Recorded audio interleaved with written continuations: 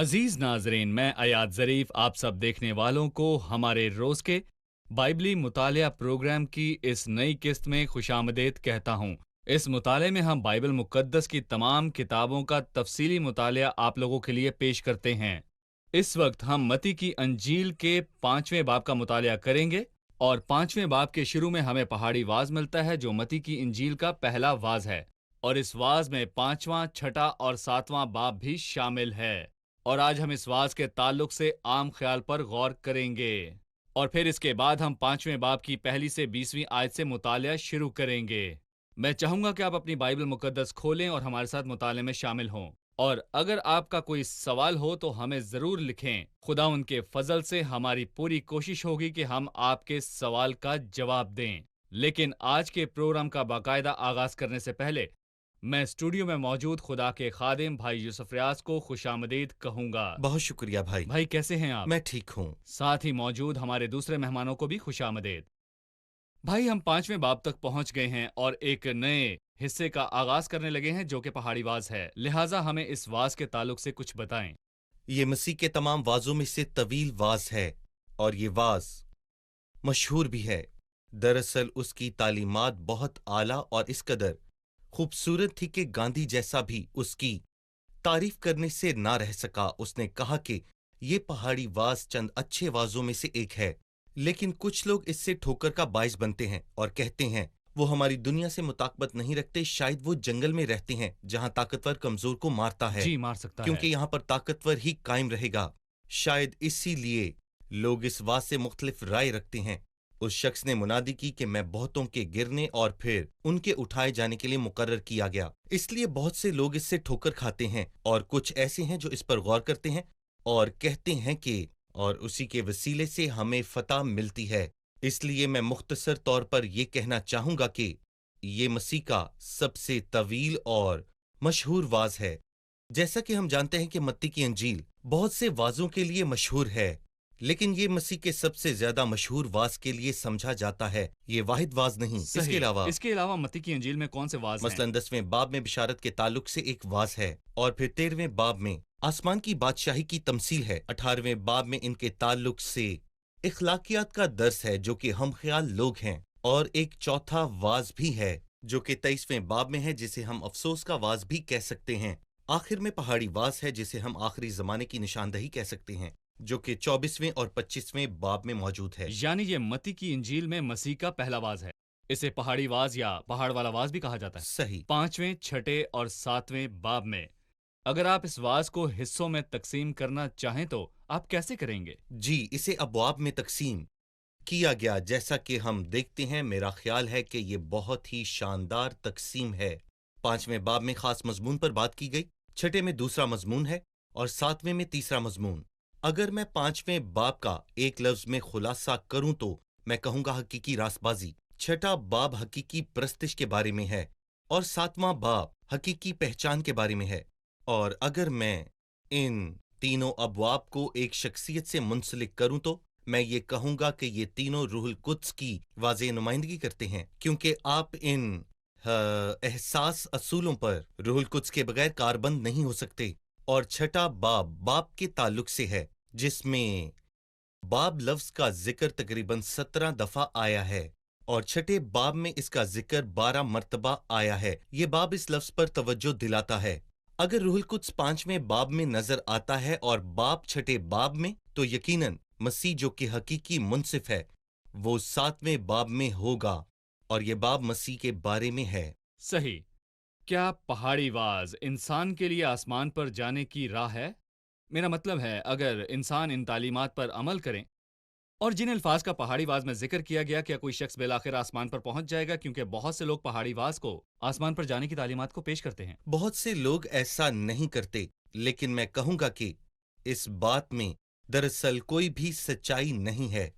और इसके अलावा अगर कोई ये वाज पढ़ता और इसको पसंद करता है और कहता है कि आज से मैं इस वाज के मुताबिक अपनी जिंदगी को गुजारूंगा, तो मैं उससे कहना चाहता हूं कि आपने इस वाज के पहले अल्फाजों को नहीं समझा। मुबारक है वो जो दिल का गरीब है, लेकिन आप गरीब नहीं लगते। आपको ऐसा लगता है कि इसमें जो लिखा है मैं वो सब कुछ कर सकता हूं, लेकिन आप इसकी तालीमात से दूर हैं। اور آپ کے لیے یہ آسمانی راستہ نہیں لیکن یہ مقدسین اور ایمانداروں کے لیے ضرور ہے۔ اور اگر آپ زمین پر اسی طرح رہنا چاہتے ہیں، مطلب اس پہاڑی واز پر عمل کریں، تو آسمان پر آپ ضرور جائیں گے۔ کسی نے اس واز کو بادشاہی کے آئین کا نام دیا، صحیح۔ کیونکہ بادشاہ جو خود کو قوم کے سامنے پیش کر رہا ہے اور بادشاہی کے آئین ان کو بتا رہا ہے کہ شہریوں کے ساتھ کس طرح سلوک کرنا ہے۔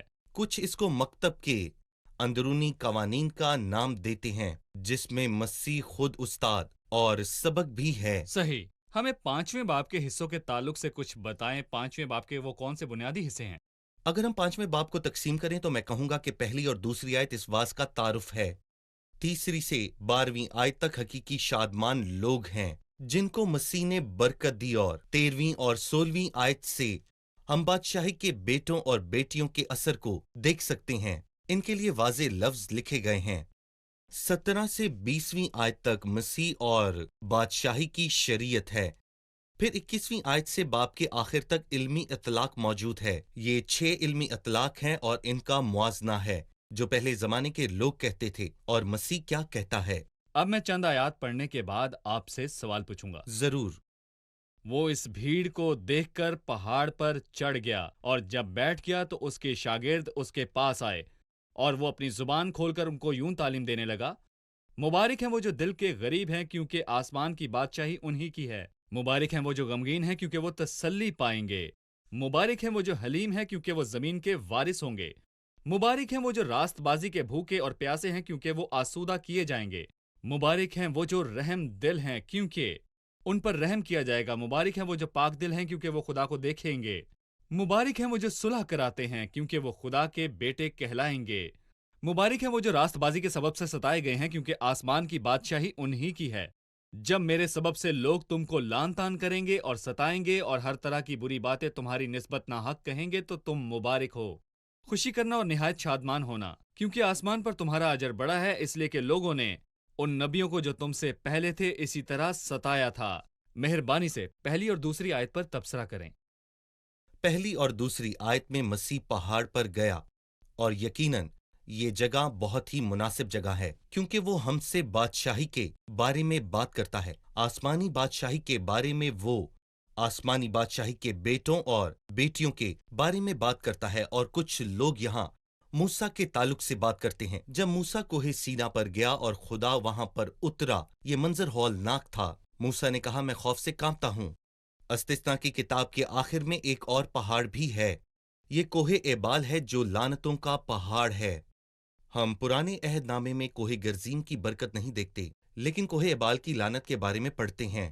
یہ ایسا نہیں بلکہ پرانا عہد نامہ گرجنے اور بجلی چمکنے سے بھرا ہوا ہے، اور ان سے کہا کہ مزید کلام نہ سنائیں۔ اور اس کے علاوہ ہم لعنت کا پہاڑ اور برکت اور مبارکبادیاں دیکھتے ہیں۔ یہ کہاں سے ہیں؟ جب مسیح آیا، وہ پہاڑ پر چڑھ گیا اور اس کے منہ سے جو الفاظ نکلا وہ تھا مبارک ہیں۔ ہم لفظ مبارک کا ذکر نئے عہد نامے میں 50 مرتبہ پڑھتے ہیں۔ مبارک ہیں وہ جو دل کے غریب ہیں، اور اناجیل میں آخری مبارک بادی یوحنا کے 20ویں باب میں ملتی ہے۔ مبارک ہے وہ جو بغیر دیکھے ایمان لائے ہیں۔ یہ موجودہ دور کے مسیحی ہیں جو ایمان لائے ہیں، انہوں نے دیکھا بھی نہیں۔ اور مکاشفہ کی کتاب میں ہم 7 مرتبہ مبارک بادیوں کے بارے میں پڑھتے ہیں۔ اس لیے مسیح کی خدمت کا آغاز کفرنہوم میں ہوا جو تسلی کے تعلق سے ہے۔ جی اور مسیح کے پہلے تعلیماتی الفاظ مبارک بادیاں ہیں جو اس نے کہیں۔ صحیح۔ مسیح کی خدمت اور مسیح کے واز کے ساتھ اس کی مبارک بادیاں اور تسلی کے الفاظ صحیح۔ ہیں۔ صحیح، شکریہ۔ ہم ایک چھوٹا سا وقفہ لیں گے اور پھر دوبارہ حاضر ہوں گے۔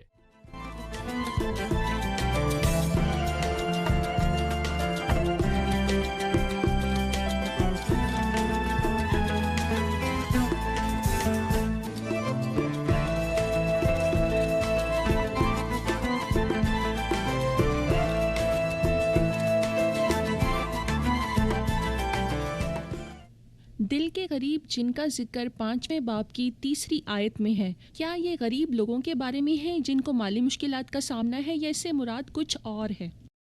جی بھائی، یہ بات سچ ہے کہ عموماً غریب اور کمتر طبقہ ہی خدا کے دل کے قریب ہوتا ہے، لیکن میں کہوں گا کہ ہمیشہ ایسا نہیں ہوتا۔ اکثر غریب غرور سے اور ناراستی سے بھرا ہوتا ہے، جیسے کہ رومیو کے 5ویں باب میں ذکر ہے۔ ایسے لوگوں کو ہمیشہ ہی محنت سماجت کرنی چاہیے، یہاں وہ کہتا ہے کہ مبارک ہیں وہ جو دل کے غریب ہیں۔ اس کا مطلب یہ نہیں کہ جن کی جیبیں بالکل خالی ہیں، بلکہ وہ لوگ ہیں جن کے دل خالی ہیں۔ اور میرا خیال ہے کہ میرے اندر بھی ایسی خصوصیت ہونی چاہیے، کیونکہ پہلے ان کا ذکر ہے۔ یسایہ 66 میں لکھا ہے، ایسے شخص پر نگاہ کرو جو غریب ہے اور میرے کلام سے کانپ جاتا ہے۔ لیکن وہ شخص جو خدا کے کلام کی تحقیر کرتا ہے اور سمجھتا ہے کہ وہ استاد ہے اور خدا کے کلام کو ناپ تول سکتا ہے، وہ دل کا غریب نہیں ہے، جو خدا کے کلام کو ہر وقت درست کرتا رہتا ہے اور کہتا ہے الہام یہاں تک درست تھا اور یہ حصہ غلط ہے۔ وہ دل کا غریب نہیں اور نہ ہی وہ مبارک ہے۔ لیکن وہ شخص جو حقیقی طور پر ایسا محسوس کرتا ہے کہ وہ خستہ حال ہے اور اسے خدا کی ضرورت ہے، یہ دل کا غریب ہونا ہے۔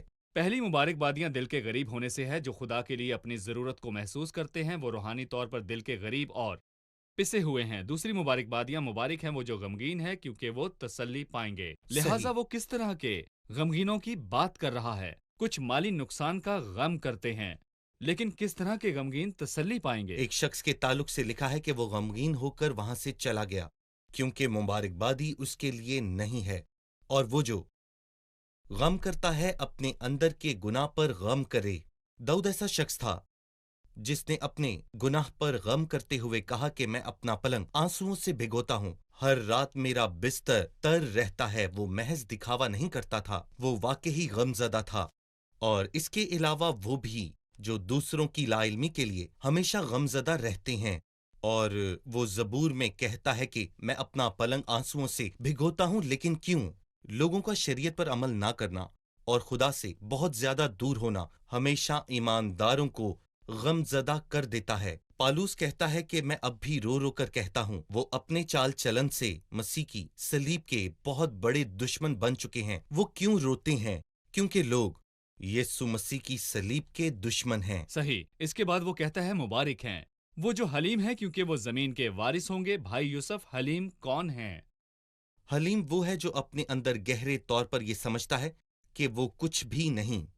میں اپنے تعلق سے کہتا ہوں میں کچھ بھی نہیں، لیکن میں اس وقت اس بات کو پسند نہیں کرتا جب مجھے کوئی کہے کہ تم کچھ بھی نہیں۔ وہ شخص حلیم نہیں ہے۔ آپ حلیم شخص کو غصہ نہیں دلا سکتے، کیونکہ جب کوئی آپ کو کچھ ایسا کہتا ہے تو وہ اپنے دل میں سوچتا ہے کہ شاید جو اس نے کہا ہے میں اس سے بھی کمتر ہوں، کیونکہ حلیم شخص میں غصہ نہیں ہوتا۔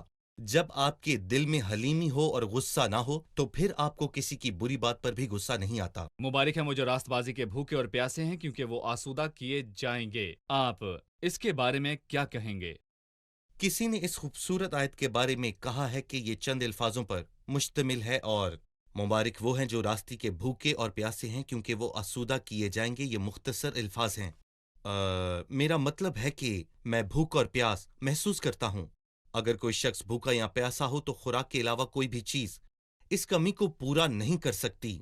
فرض کیجئے اگر میں بھوکا اور پیاسا ہوں اور آپ میرے لیے کوئی اچھا میوزک لگا دیتے ہیں تو میں آپ سے کہوں گا پہلے مجھے کھانا دو، اس کے بعد آپ جو مرضی کرنا۔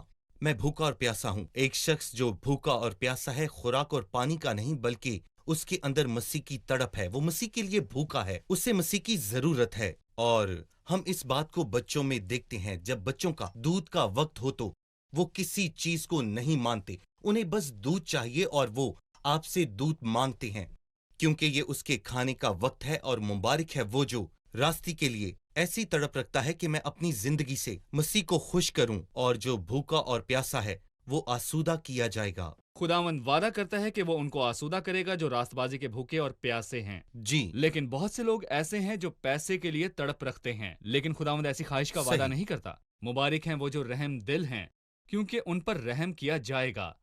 آپ اس بارے میں کیا کہیں گے؟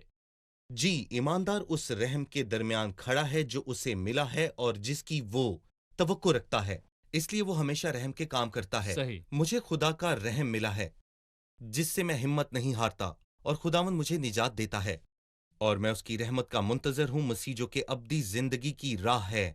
اس لیے اگر مجھ پر رحم ہوا ہے، میں رحمت کا منتظر ہوں، تو مجھے اپنے ارد گرد کے غریب لوگوں کے ساتھ کیسا سلوک کرنا چاہیے؟ رحم سے۔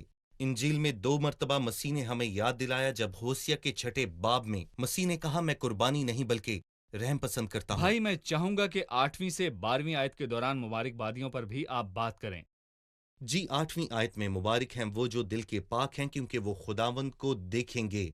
پاک دل وہ اپنی جسمانی آنکھوں سے خدا کو نہیں دیکھیں گے۔ وہ کہتا ہے کہ مبارک ہیں وہ جن کی نظر بہت اچھی ہے، وہ نہیں جو اچھی طرح دیکھ سکتے ہیں، وہ جن کے دل پاک ہیں، کیونکہ میں خدا کو دل سے دیکھتا ہوں، اپنے دل سے۔ جیسا کہ ایک گیت میں لکھا ہے کہ میں تجھے صبح کی ہلکی روشنی میں دیکھتا ہوں اور شاخوں پہ لگے پھولوں کے رنگوں میں، اور تیری آواز میں ہر جگہ سنتا ہوں۔ یعنی اس طرح میں خدا کو دیکھتا ہوں، اور اگر میرا دل صاف ہے تو میں خدا کو دیکھ سکتا ہوں، اگر میرا دل ناپاک ہے تو میں خداوند کو نہیں دیکھ سکتا۔ مبارک ہے وہ جو دل کے پاک ہیں، اور مبارک ہیں وہ جو صلح کرواتے ہیں، کیونکہ وہ خدا کے بیٹے کہلائیں گے۔ خدا بلند مقام میں امن کو رکھتا ہے۔ خدا نے اپنا بیٹا بھیجا تاکہ صلیب پر خون بہا کر صلح کر لے۔ مبارک ہے وہ جو صلح کروانے کی کوشش کرتا ہے، پھر وہ چاہے پڑوسیوں کی ہو یا پھر آپ کے رشتے داروں میں سے صلح کروانا۔ اگر ہم صلح کروائیں گے تو ہم خدا کی نظر میں اس کے بیٹے کہلائیں گے۔ مبارک ہیں وہ جو راستی کے سبب سے ستائے گئے، کیونکہ آسمان کی بادشاہی انہی کی ہے۔ اور میرے سبب سے لوگ تمہیں لان تان کریں گے، ستائیں گے، اور ہر طرح کی بری باتیں تمہاری نسبت ناحق کہیں گے، تو تم مبارک ہوگے۔ ہم دیکھتے ہیں کہ دکھ کا ماخذ دوہرا ہے اور راست بازی کی وجہ سے۔ پھر مسیح کی خاطر دونوں ہی اچھے ہیں، لیکن مسیح کی خاطر دکھ اٹھانے کا اجر بہت بڑا اجر ہے۔ میرا خیال ہے کہ کوئی بھی رہنما یا ملک جس کے پیروکار ہیں اور وہ ان کو ان کی بادشاہی کی وسعت کے لیے منصوبہ دیتا ہے، تو وہ انہیں ایسا منصوبہ شاید نہ دے، بلکہ یہ توقع کرتا ہے، بلکہ وہ ان کو 10ویں اور 11ویں آیت کے الٹ بتائے گا۔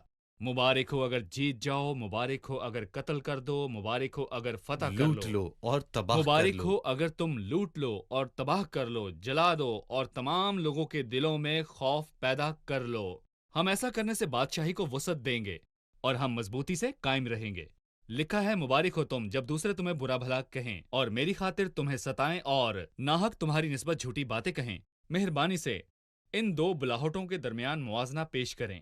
کسی نے کیا خوب کہا ہے کہ بادشاہ 3 قسم کے ہوتے ہیں، اداس یا پھر بہت برے۔ اداس یا بالکل صحیح برے۔ کہا آپ نے۔ یہاں زمین پر اسی قسم کی بادشاہتیں اور بادشاہ پائے جاتے ہیں۔ ہمیں کس قدر بابرکت اور راست باز بادشاہ ملا، اور وہ دنیا کی طرح بالکل نہیں، وہ بادشاہی بڑی راستی سے کرے گا، اور یہ بادشاہ پوری دنیا پر سلامتی کو پھیلا دے گا۔ اور یہ اس وقت ہوگا جب وہ بادشاہت کرے گا۔ یہ بادشاہ ایک نادان قوم کو ملا، لیکن پالوس رسول اعمال کے 3 باب میں کہتا ہے وہ اس وقت تک آسمان میں رہے جب تک ساری چیزیں بحال نہ کی جائیں۔ تازگی کے دن آنے والے ہیں۔ یہ دنیا 6 دن دیکھے گی جب مسیح سلطنت کرے گا۔ میرا یقین ہے کہ آج جو منظر ہم اپنے اطراف میں دیکھ رہے ہیں، ایک دن ان سب کی ترتیب بدل جائے گی، کیونکہ اس دنیا میں جو کچھ بھی موجود ہے وہ بہت ہی زیادہ بری حالت میں ہے، لیکن ہم اس بات کے منتظر ہیں کہ وہ بادشاہ آئے۔ وہ جب آئے گا تو سب کچھ ٹھیک ہو جائے گا، کیونکہ وہ بادشاہ راست اور بے عیب بادشاہ ہے۔ بہت شکریہ، ہم یہاں ایک وقفہ لیں گے اور پھر دوبارہ حاضر ہوں گے۔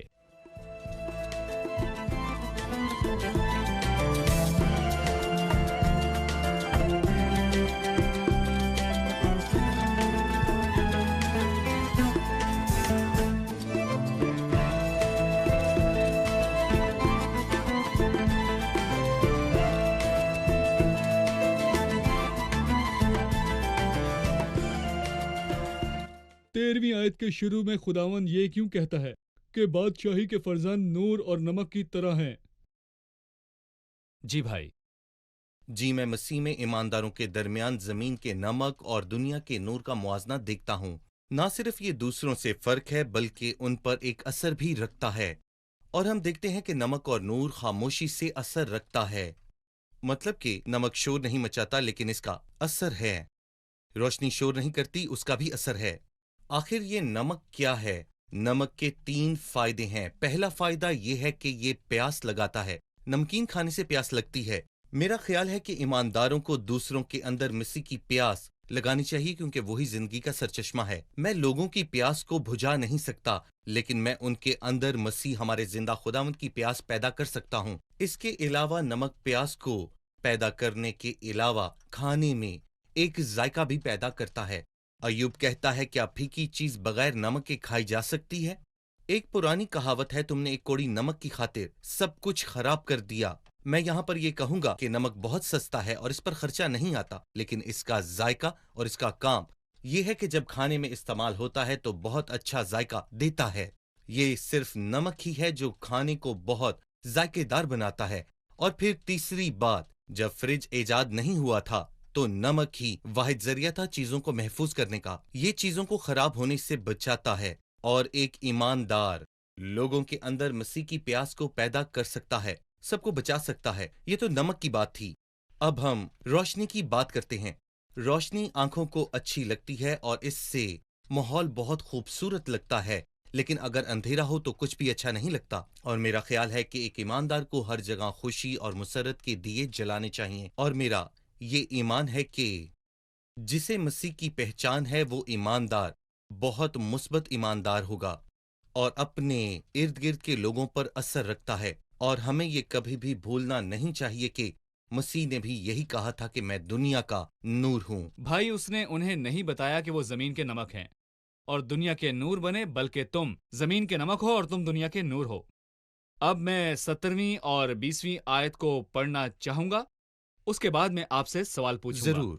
یہ نہ سمجھو کہ میں توریت یا نبیوں کی کتابوں کو منسوخ کرنے آیا ہوں، منسوخ کرنے نہیں بلکہ پورا کرنے آیا ہوں، کیونکہ میں تم سے سچ کہتا ہوں، کیونکہ جب تک آسمان اور زمین ٹل نہ جائیں، ایک نقطہ یا ایک شوشہ توریت سے ہرگز نہ ٹلے گا، جب تک سب کچھ پورا نہ ہو جائے۔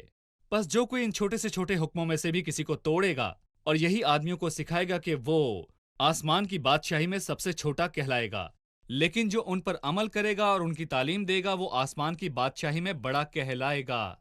کیونکہ میں تم سے کہتا ہوں کہ اگر تمہاری راست بازی فقیہوں اور فریسیوں کی راست بازی سے زیادہ نہ ہوگی تو تم آسمان کی بادشاہی میں ہرگز داخل نہ ہوگے۔ جی، میں چاہوں گا کہ آپ 17ویں آیت کی وضاحت کریں، کیونکہ میں اور ہمارے ناظرین اس کو سمجھنا چاہتے ہیں۔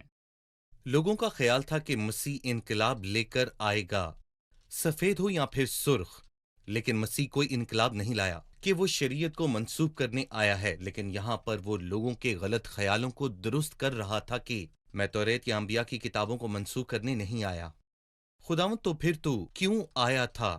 میں ان کو پکارنے آیا ہوں۔ یہاں پر مسیحوں کے درمیان ایک غلطی پائی جاتی ہے، جن کا خیال ہے کہ پورا کرنے کا مطلب ہے اضافہ کرنا۔ تو میں یہاں پر کہتا چلوں کہ پورا کرنے کا مطلب ہے پورا کرنا، مطلب کہ اگر شریعت موسیٰ کو دی گئی تو اس کا کیا مطلب ہے کہ خدا کے بیٹے کو نیچے آ کر اس میں کوئی اضافہ کرنے کی ضرورت تھی؟ کیا شریعت مسیح کے آنے سے پہلے مکمل نہ تھی؟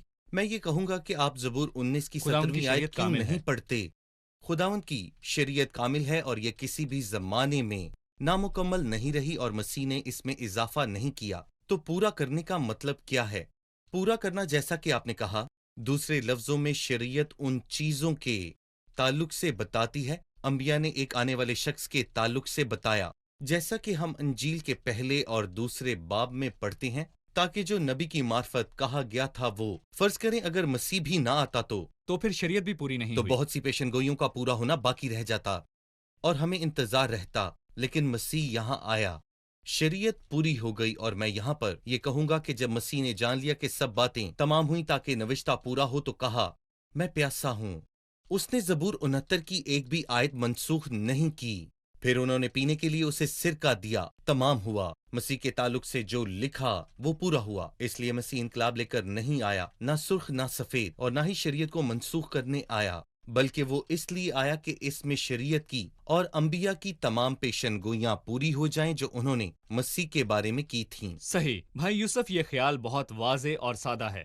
وہ اس چیز کو پورا کرنے نہیں آیا تھا کہ جو چیز کامل نہیں تھی، نہ ہی وہ شریعت میں اضافہ کرنے آیا تھا کہ یہ کامل نہیں ہے۔ وہ نہ صرف شریعت کے ان احکام کو پورا کرنے آیا تھا کہ بالکل کسی کو نہ مارنا، خون نہ کرنا، یہاں بات نہیں۔ ختم نہیں ہوتی، جی، بلکہ وہ شریعت کے مقصد کو پورا کرنے آیا۔ کیونکہ اگر مسیح نہ آتا تو کسی چیز کی کمی رہ جاتی، کیونکہ شریعت مسیح تک رہنمائی کرتی ہے اور اس کے کفارے کی آمین، طرف۔ بالکل۔ ٹھیک ہے، بہت شکریہ۔ اب میں چاہوں گا کہ آپ 20ویں آیت کے متعلق کچھ بتائیں، کیونکہ میں تم سے کہتا ہوں کہ اگر تمہاری راست بازی فقیہوں اور فریسیوں کی راست بازی سے زیادہ نہ ہوگی تو تم آسمان کی بادشاہی میں ہرگز داخل نہ ہوگے۔ مسیح کے دنوں میں عام خیال یہ تھا کہ اگر دو لوگ جنت میں داخل ہوں گے تو ان میں سے ایک فقی ہوگا، دوسرا فریسی ہوگا، اور یہاں مسیح نے وہ کہا جو لوگوں کی توقع سے بالکل ہی برعکس تھا۔ اگر تمہاری راست بازی فقیہوں اور فریسیوں سے زیادہ نہ ہوگی تو تم آسمان کی بادشاہی میں داخل نہ ہوگے۔ اگر تمہاری راست بازی مطلب فقیہوں اور فریسیوں نے کبھی سوچا وہ بھی معیار نہ سے نیچے ہوگا، بہت زیادہ نیچے ہوں گے۔